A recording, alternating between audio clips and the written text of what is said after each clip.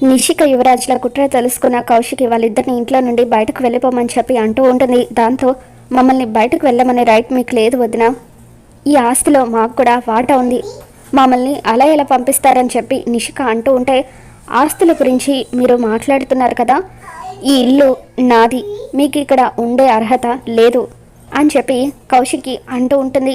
దాంతో ఒక్కసారి ఆలోచించమ్మి అంటూ వైజయంతి బతిమలాడుతూ ఉంటుంది. దాంతో పిన్ని అంటూ కౌశికి గట్టిగా అరుస్తూ, మిమ్మల్ని మా అమ్మ లాంటి వారు అనుకున్నాను కాబట్టే మిమ్మల్ని వెళ్ళిపోమని చెప్పడం లేదు అని చెప్పి అంటూ ఉంటుంది.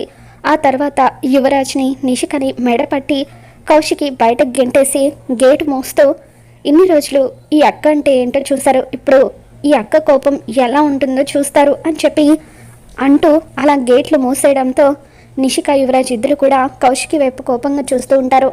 మొత్తానికి కౌశికి అయితే యువరాజ్ని నిషికని ఇంటి నుండి వెళ్ళగొట్టేసింది. మరి రాబోతున్న ఎపిసోడ్లో ఏం జరగబోతుందో మళ్ళీ మన ఛానల్లో తెలుసుకుందాం. ఈ వీడియో మీకు నచ్చినట్లయితే తప్పకుండా లైక్ చేయండి.